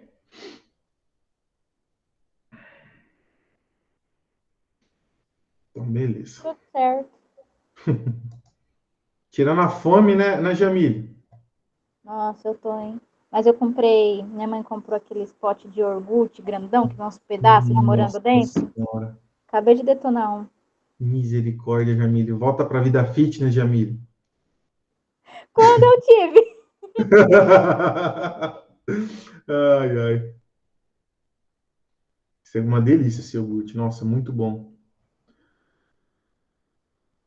Pessoal, algo importante também para a gente destacar, o artigo 11, que ele delimita a possibilidade de concessão de férias coletivas. O empregador poderá, a seu critério, conceder férias coletivas a todos os empregados ou a setores da empresa e deverá notificar conjunto de empregados afetados por escrito ou por meio eletrônico com antecedência de, no mínimo, 48 horas. Hipótese que não se aplica o limite máximo de períodos anuais e o limite mínimo de dias corridos, previsto na CLT, permitida a concessão por prazo superior a 30 dias. Então, se for o caso, a empresa pode paralisar suas atividades por mais de 30 dias e isso ser concedido além do prazo especificado, né? O prazo de 30 dias máximo. Então, é o destaque que a gente dá aqui para as férias coletivas. O Paulo colocou aqui que iogurte é fitness e que o Guilherme falou assim que não dá para ser fitness e feliz ao mesmo tempo. Dá sim, pô. Né? Tem que tomar iogurte desnatado, hein? No meu caso, tem que ser o desnatado e sem lactose ainda. Ah, beleza. Mas ele não é ruim, não. A gente se acostuma. Certo? Beleza, gente? Então, isso aqui é um ponto legal para destacar. Também é possível antecipar os dias de feriados. Isso está acontecendo bastante, né? Os feriados municipais, estaduais, federais, nacionais, né? Não tem problema, desde que seja feito também com 48 horas de antecedência, que é o que fala o artigo 14. Joga para não, Paulo, não pode. Não pode, leite condensado não é fitness. Esse negócio de antecipar os feriados, eu acho que, assim, eu particularmente eu não concordo, porque não é todo mundo que segue. E em alguns casos sai até por prejuízo. Por exemplo, no meu caso, o meu patrão foi meio desleal. No dia que decretou, eu não lembro quais dos feriados foram, mas foi naquela primeira remessa que adiantou os feriados. Teve um feriado que ele falou assim: não, a gente vai trabalhar normal, como se não fosse feriado. Aí no feriado, que seria realmente o dia, a gente vai dar o feriado para vocês. Acabou que não deu feriado quando Dória decretou feriado e também não deu feriado no dia que era feriado. Porque ele falou assim, não, eu não vou fechar meio-dia, sendo que todos os lugares vai estar aberto. Traduzindo, o empregador se ferrou. Mas ele pagou para vocês em dobro, Jamile, o dia ou não? Não, normal. Normalzinho. O erro está aí. Exatamente. Né? Você paga o dia, na verdade, em triplo, né? Mas é uma situação complicada, né? Mas, assim, de qualquer forma, em modo geral, eu acho errado antecipar os feriados, porque não são em todos os lugares. Sim. E, assim, é que agora, nesse momento, não tem como a gente sair, passear por conta da pandemia. Mas, por exemplo, virar um costume, quando tiver podendo, né, se locomover em outros lugares, aqui em Dracena é feriado, mas em outros lugares não é feriado. Sim. Aí não adianta de nada, entra igual, não sei se foi o Ari ou o Carlos falou em férias, adiantar as férias. E aí agora a pessoa tem que ficar em casa. E depois, mais pra frente, vai ter que trabalhar, vamos supor, 3 anos seguidos. Sim. É complicado. É muito Dá certo, difícil. não encaixa. Sim, sim. Já acontece essa possibilidade de antecipação de feriado, é prevista no 611A da CLT, tá? Pode. A observação que a Jamile fez foi muito legal, porque dá para a gente fazer essa análise, né? É possível já, não tem problema. Mas também é algo que tem que ser feito com cautela. Acontece já, por exemplo, vamos pensar na nossa região, eles trocam normalmente um dia de carnaval pelo feriado. Aqui em Adamantina tem o feriado de 8 de dezembro. Eles trocam, é o feriado municipal. Então, a terça-feira de carnaval, se eu não me engano, me ajudem aí, gente. Ou é segunda de carnaval, eu sempre confundo. É segunda, valeu, Ari. Eu sempre confundo Então, eles dão feriado na segunda e no dia 8 de dezembro trabalha, né? Então, beleza. E acho que aí até encaixa no que a Jamile falou, que é uma data que normalmente está tudo meio que parado, né? O pessoal, quando está na vida normal, pode viajar e tal. Mas tem que tomar cuidado, não pode... Você pega para antecipar, por exemplo, o feriado do ano inteiro e depois... complicado, né? É complicado. Tem que tomar um pouco de cautela, sim. O Paulo, você também não perdoa, né, Paulo? Ai, ai. Muito bom, muito bom. Legal. Outro aspecto que eu queria trazer para vocês aqui, os mais interessantes, é o do banco de horas. Na verdade, acho que era o último aspecto que eu queria abordar dessa norma com vocês, que era o mais interessante. Banco de horas. Pessoal, o que é banco de horas antes disso? Só para a galera que não viu isso ainda. Mas o banco de horas é uma forma, né? Na verdade, é o que a gente chama de regime de compensação de jornada de trabalho. Seguinte, você trabalha mais um dia e trabalha menos no outro. Então, exatamente o que você trabalhou a mais um dia, você vai trabalhar menos no outro, para que o teu empregador não precise te pagar hora extra, certo? Então, se a tua jornada é de 8 horas por dia, um dia você fez 10 horas, o empregador, no outro dia, você pode fazer 6, por exemplo. Então, equilibra uma com a outra, e o empregador não precisa pagar hora extra. Porque hora extra, para o empregador, é algo extremamente oneroso. É caro, porque gera reflexo, consequências em salário, né, em 13º, em contribuição de fundo de garantia, é um negócio pesado, tá? Então, se instituiu essa possibilidade de compensar a jornada. A modalidade, talvez, das mais elaboradas que a gente tem é o banco de horas. Então, tudo aquilo que você vai trabalhando a mais durante um determinado período vai ficando registrado. E você tem um certo tempo para compensar essas horas. Então, normalmente a gente tem um banco de horas que ele é anual. Você tem um ano, durante um ano, essas horas vão sendo acumuladas e você vai fazendo esse equilíbrio. Ó, trabalhei a mais um dia, descansei no outro. Trabalhei mais um dia, descansei no outro. E o que acontece? No final da vigência desse banco de horas, vai se analisar se o empregado tem horas a ver, ou tem horas devendo, ou se está tudo horas em saldo, né? Ou se esse banco está zero, que é o ideal, né? Se tiver tudo ok, bola para frente. Se ele tiver com horas ainda com saldo, o empregador tem que pagar essas horas como hora extra. Se ele tiver com horas devendo, o empregador pode descontar essas horas do empregado. Tá? Então, banco de horas, ele tem essa possibilidade. Né? Justamente, Larissa, é aí que eu ia chegar. Esse banco de horas mais normal, mais comum, ele é de um ano, ele tem que ser aprovado por acordo ou convenção coletiva. Tá? A reforma trabalhista criou uma outra possibilidade de banco de horas, que é o banco de horas constituído em 6 meses. Ele vale por 6 meses, né?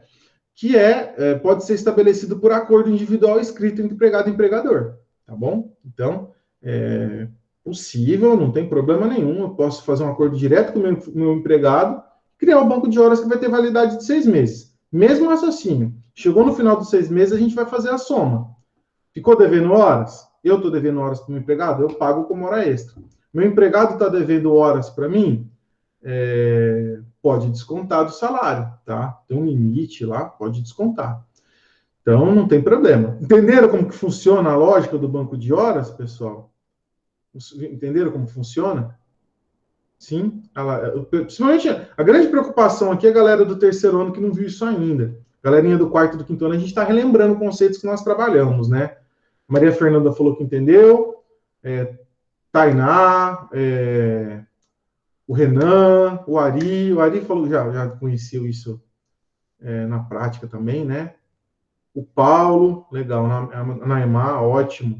Só estou falando os nomes aqui que eu estou vendo mais fácil aqui, tá, gente? Mas para todo mundo do terceiro, do quarto e do quinto ano, vamos lá. Vamos lá. O Ari colocou aqui que o banco de hora deles era de 90 dias a validade. Não, realmente, nada impede de você fazer um banco de horas com validade inferior, mas ele pode ser de, no máximo, se for o banco de horas feito por norma coletiva, de 1 ano, e o banco de horas por acordo individual escrito, de 6 meses. Vamos ler as mensagens aqui, depois eu vou para o MP. A Larissa já trouxe um spoiler da MP, né? O Paulo colocou aqui que trabalhou num lugar que, faltando uma semana para fechar o banco de horas, mandaram todo mundo que tinha folga para acabar tirando logo para o lugar não ter que pagar as horas. Um chefe do setor dele tinha uns 4 dias acumulado. O Ari, ele falou que o banco de hora deles era de 3 meses, né? Bem interessante. E que às vezes é obrigado a descontar. Sim, sim. É para não gerar um ônus, né, para o empregado, né? Para o empregador. Não, com certeza, Jamile. Opa, esse banco de horas é algo muito importante. Aí vem a MP, né? Isso já tinha sido trazido na MP ano passado, nas medidas provisórias ano passado, não vou lembrar se foi a 936, né? Ó, realmente, geralmente eu tirava de segunda-feira e fazia uns mini feriados, dava para dar aquela emendada, né? Aí fica bom. Ai, ai, ajuda bastante. Olha só, o artigo 15. Ficam autorizadas, durante o prazo de vigência da MP, a interrupção das atividades do empregador e a constituição de regime especial de compensação de jornada por meio de banco de horas, em favor do empregador ou do empregado. Banco de horas não é em favor de nenhum e de outro, né? É uma situação comum. Estabelecido por meio, olha só, de acordo individual ou coletivo escrito, para compensação por no prazo de até 18 meses, contado da data do encerramento do período que trata o artigo 1º. Então, a partir do encerramento da vigência da MP, a partir do encerramento da vigência da medida provisória, é possível criar um banco de horas que vai ter validade de 1 ano e meio, e o empregador vai poder fazer a compensação dessas horas que o empregado trabalhou a menos. Certo? Curioso desse banco de horas. Ele não tem validade de 1 ano, ele tem validade de 1 ano e meio, e ele pode ser constituído por acordo individual. Não é necessária a intervenção do sindicato. Então, muito interessante isso, tá? Muito interessante. Galera que vai prestar o exame da ordem esse ano, galera do 5º ano, fique esperto. Isso aqui pode ser objeto de questionamento, tá? Espero que pro ano que vem não seja mais, que a gente já esteja vivendo um mundo normal. Mas isso aqui pode... Por que não? Isso aqui pode ser objeto de questionamento. Uma questão muito importante, tá? Então, na verdade, eu tenho 2 tipos de banco de horas em regime normal, e o terceiro, que vale 18, que é válido por 18 meses e que pode ser instituído por acordo individual escrito ou norma coletiva, tá bom? Então, dica, assim, do coração essa aqui. Limite de compensação do banco de horas, o empregado ele pode trabalhar até mais 2 horas, tá? Do que a sua jornada normal, e que essa jornada não vai poder exceder a 10 horas diárias. E pode ser prestado, inclusive, durante os fins de semana. Então, o que a gente tem com relação ao banco de horas é o que a gente tem de mais relevante. Vamos lá, pessoal. E aí? O que vocês me dizem a respeito?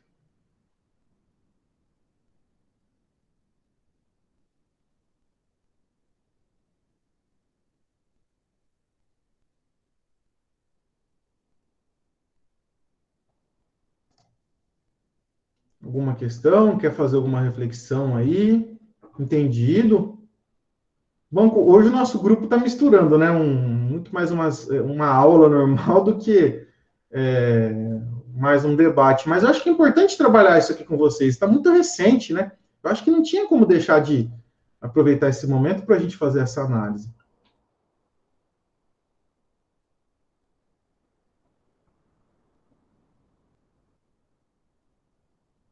Vamos lá, gente. Alguma observação aí? Alguém quer trazer alguma coisa?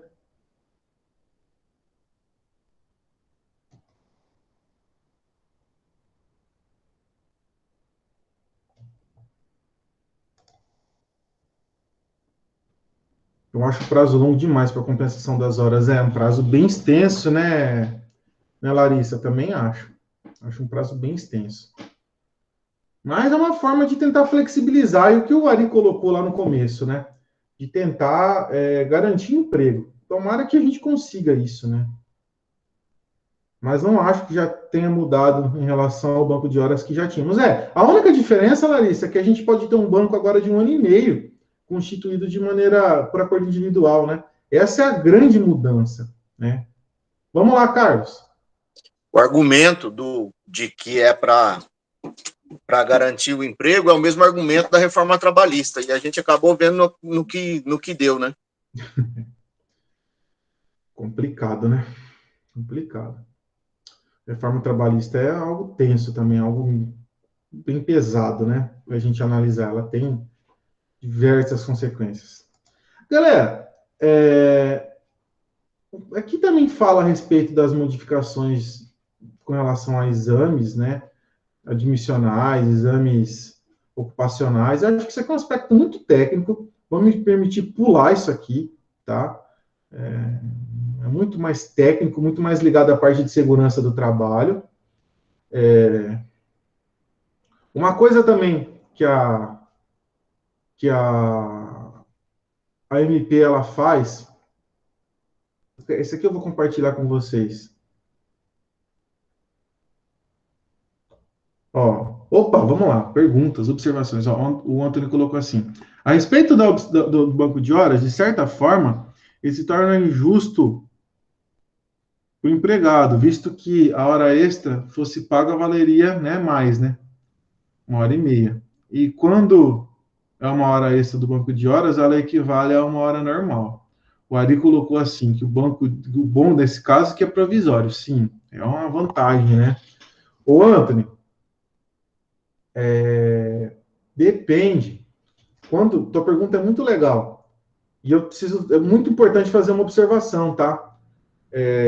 Banco de horas, quando a gente tem a necessidade do pagamento dessas horas, né, quando não há compensação, essas horas não podem ser pagas como horas normais, tá? Essas horas têm que ser pagas como hora extra e com base no valor do pagamento, do momento do pagamento, o valor da hora no momento do pagamento, tá? Não é do momento da prestação de serviço. Então, esse é um ônus que acaba sendo trazido ao empregador. Então, é importante isso, viu? Tem que tomar um pouco de cuidado. Tem que ser pago como hora extra. Não, sim, professor. Eu digo quanto à validade da hora, né? Porque, por exemplo, assim, se o empregado, se fosse para colocar em pé de igualdade, tá claro que esse é o meu ponto de vista, tá? Mas se fosse para colocar em pé de igualdade, por exemplo, assim, a partir do momento que o trabalhador ele bateu as 8 horas diárias dele e ele está fazendo 1 hora excedente no período de trabalho dele, por mais que essa hora for colocar como banco de hora, no meu entender, como sendo hora extra, ele deveria ter direito a descansar 1h30.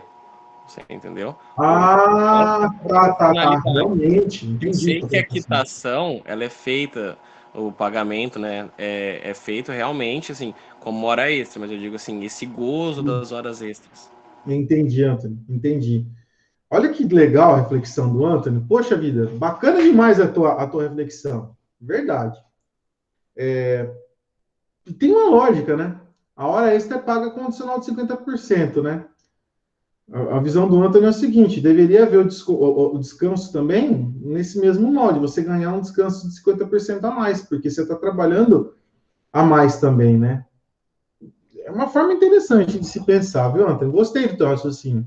Bem legal. Não deixa de ser injusto por esse lado. Interessante, gostei do raciocínio. Bem, óbvio que é bem protetivo, né? Bem a favor do empregado. E é interessante, gostei. Não tinha entendido a tua linha de raciocínio. Achei bem legal. Bem legal. Mais alguma coisa, pessoal, que vocês queiram trazer com relação a esse aspecto do banco de horas?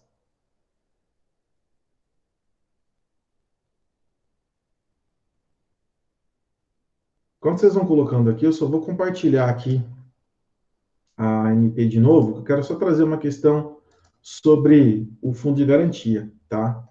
Então, deixa eu ver aqui. Tudo certo? Beleza. A MP coloca aqui, que fica suspensa a exigibilidade do recolhimento do fundo de garantia dos empregadores referente às competências de abril, maio, junho e julho de 2021, com vencimento em maio, junho, julho e agosto de 2021, respectivamente. Então, o pagamento do FGTS nesses meses, ele fica suspenso. Não é que o empregador ele fica dispensado, não. Fica suspenso. Aí vem o artigo 21 e coloca, os depósitos dessas competências poderá ser realizado de forma parcelada, sem incidência de atualização e de multa de demais encargos. Então, é possível continuar, fazer esse pagamento depois. Por que se pensa isso? Porque é o que o Ari colocou, né? Pensando num cenário mais otimista, a situação vai estar melhor do ponto de vista financeiro, tá? O parágrafo 1º, estabelece que esse depósito tem que ser realizado em até 4 parcelas. Então, deixou de pagar esses 4 meses, você tem que pagar em 4 parcelas a partir de setembro de 2021. Senão também você está cometendo uma infração, certo?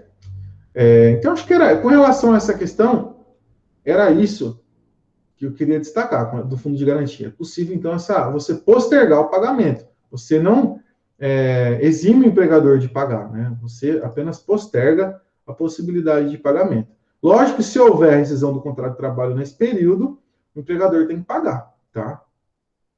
Então, é o que a gente tem de importante aqui. Uma coisa, pessoal, também para destacar, cadê aqui que eu tinha achado? Ah, achei. Olha só. Olha que coisa pesada. A Larissa tinha feito algum comentário a respeito.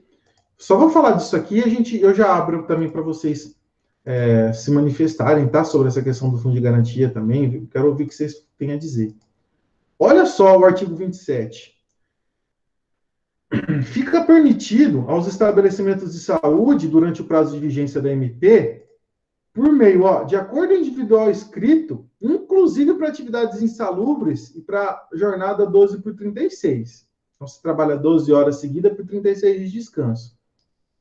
Prorrogar a jornada de trabalho e adotar escalas de horas suplementares entre a 13ª e 24ª hora do intervalo interjornada, sem que haja penalidade administrativa, garantindo o repouso semanal remunerado nos termos da CLT. Então, o intervalo interjornada, que é o intervalo entre o fim de uma jornada de trabalho e o início da outra, tem que ser de, no mínimo, 11 horas consecutivas, tá? Então, encerrei minha jornada de trabalho na segunda-feira, às 6 horas da tarde, eu tenho que pelo menos ter a garantia de 11 horas de descanso seguidas para voltar. O que a CLT, o que essa medida provisória fala? Para quem trabalha na área da saúde, eu não preciso assegurar essa garantia. Tá? Eu não preciso assegurar essa garantia. Tá? Então, posso convocar esse empregado antes. E posso estabelecer jornada de trabalho até superior a 12 por 36. Eu posso fazer com essa pessoa, se for o caso, trabalhar até mais de 12 horas seguidas, que a CLT, ela expressamente proíbe.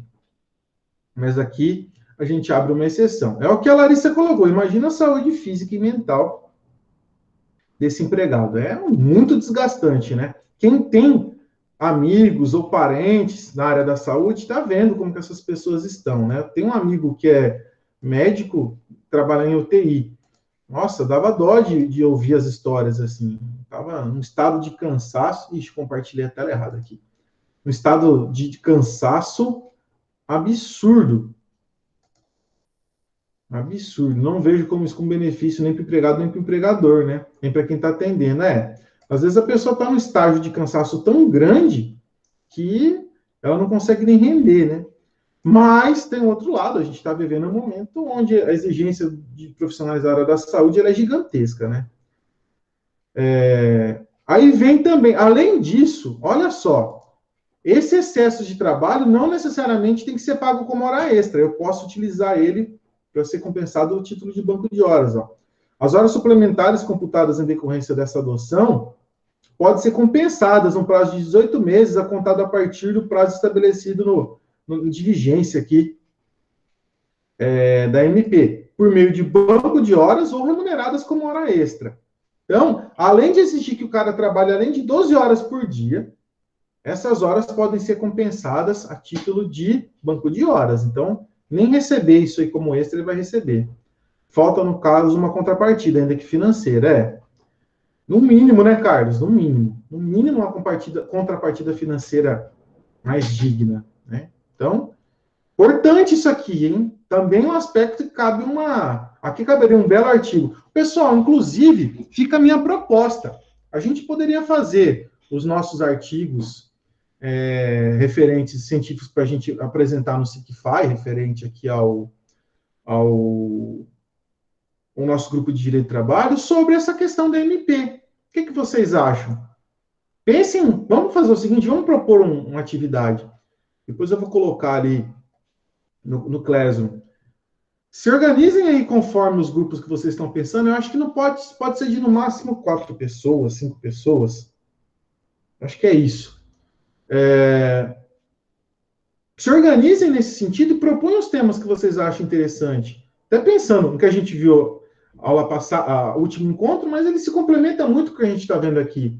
Para a gente discutir. Professor, eu acho que são medidas interessantes. Legal. A professora, eu acho que são medidas um pouco contraditórias. Interessante também. Vamos pensar, tá? Se organizem em grupos. Eu acho que fazer esse artigo em grupo, inclusive, é melhor. Fica menos oneroso. E já vamos pensar alguma coisa, porque a gente está em maio. Até setembro, isso tudo está organizado, bonitinho, né? Não onera vocês, até para a galera do 5º ano mesmo, né? Para não ficar pesado. Eu acho que a gente já poderia pensar nisso. O Paulo falou assim, que creio que com o tempo que vai dizer se isso valeu a pena, tá? Vamos pensar nessas produções, tá bom? Que mais aqui? Pessoal, enfim, finalizamos aqui, tá? Finalizando a MP 1046 de 2021, era isso que a gente tinha basicamente para abordar sobre esse tema. Vocês querem trazer alguma coisa a respeito? Vamos definindo, viu, pessoal, até essa questão do tema, porque a gente definindo como a gente vai trabalhar, a gente pode se valer até dos próximos encontros para desenvolver esse trabalho, inclusive, tá? Vou conversar com o André a respeito dessa possibilidade dele vir aqui falar também do aspecto psicológico. Acho que é legal a gente complementar e a gente já poderia começar a pensar. Me passem depois, se vocês forem se organizar em grupos, me passem depois esses grupos, postem aí no Classroom, tá? Para a gente já começar a trilhar esse caminho que vai ser desenvolvido. Gente, alguém quer trazer mais alguma coisa? Vocês querem contribuir com mais alguma questão? Enfim, a palavra está aí com vocês. Nessa medida, não tem mais a suspensão do contrato de trabalho. É verdade, Ari. Foi uma modificação, né? Não tem mais a possibilidade da suspensão. Eu acho que isso foi válido, foi importante. A suspensão, justamente, Ari, que a suspensão do contrato de trabalho é um negócio bem pesado, né? E poderia haver a suspensão do contrato de salário, né? Então, bem pesado, um ponto extremamente positivo. A gente pode até fazer a comparação das duas MPs, também dos textos legais de 2020 para 2021, um artigo, é bacana. Tá? O que mais, gente, que vocês querem trazer? Ari, valeu, hein? Valeu pelas observações aí, foi muito bacana, né? Muito bacana as participações. Eu agradeço a todos, viu? Todos contribuíram de uma maneira muito incisiva, todos e todas. O Paulo gostou da ideia da comparação, é interessante. Vamos lá, gente. O que mais vocês querem trazer? Qual a opinião de vocês a respeito de tudo que a gente viu, né? Ô, Paulo, pelo amor de Deus, Paulo, tô batendo na madeira aqui. 2022, não. 2022 a gente precisa de vida, a gente precisa viver, precisa poder aglomerar de novo, pelo amor de Deus. Oi, Carlos. Eu acho assim que como uma medida passageira, né, para que a gente possa passar por esse momento de pandemia, eu acho que ela é bastante válida. Mas se for observado sob um aspecto um pouco mais técnico, só soma com as perdas que os trabalhadores vêm tendo. Então, tipo assim, a precarização do trabalho parece que é um projeto, né? Não é só um fato ocasional. É o que eu penso. Perfeito. Perfeito. Perfeito. Grande Carlos, já foi na veia aqui. Vamos lá, quem mais? Fiquem à vontade. Fiquem com vergonha não, pessoal. É para participar. Esse momento é um momento de contribuição, um momento de partilha mesmo, Fiquem à vontade. Credo, ninguém. Vamos deixar o professor no vácuo mesmo?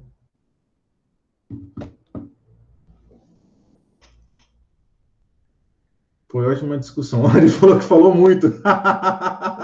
Nada, Ari, você contribuiu muito. A Larissa também contribuiu bastante. Gostei. Foi muito legal. Vários contribuíram aqui, né? A Jamile, que me deu uma bronca. A Tainá também. Foi muito legal. Pessoal, então, ó, eu acho que propõe esse desafio para vocês. Vamos organizando, então, a ideia que vocês têm a respeito dos artigos que nós vamos apresentar. Seria muito importante apresentar esses artigos, tá? Eu acho que é o que fecha aí a ideia do nosso grupo de estudos. E a gente vai discutindo isso nos próximos encontros, tá bom? Paulo, por favor. Papo reto, nunca apresentou um artigo. Vai apresentar agora, né?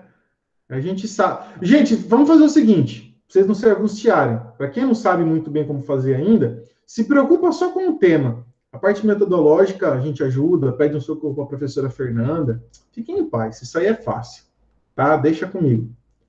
Tá bom? Professor, esses artigos seriam apresentados no Siquify? Justamente, a gente ia submeter esses artigos ao Siquify. Tá bom? Ô, Paulo, o próximo encontro...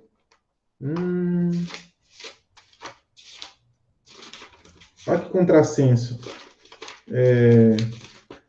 Grupo digital com uma agenda em caderno, uma agenda em papel. O grupo de estudos, o próximo grupo de estudos é dia 12 de junho, dia dos namorados, né? Então você já vai fazer o grupo de estudos, mandando aquela flor para tua namorada, para tua esposa, para teu esposo, para teu namorado, né? Para teu companheiro, tua companheira. Então vai ser um grupo de estudo romântico, certo? Quanta maldade, né, José? Nada. Coração de ouro. Gente, então, aguardo vocês dia 12 de junho. Eu vou colocar uma atividade aqui, tá bom? Já para a gente colocar os temas que nós estamos pensando a respeito dos trabalhos, dos grupos e os grupos que vocês vão desenvolver. Estou aqui à disposição de vocês. Então, ó, 12h50, vamos encerrando, vamos almoçar. Um abração, gente, um bom final de semana, um bom descanso. Obrigado pela participação de todas e de todos, foi muito legal, adorei. E nos vemos aí na próxima reunião, tá bom? Um abraço, pessoal, bom final de semana para vocês, bom descanso, valeu! Abraço, professor, bom final de semana. Um abraço, Antônio, bom final de semana.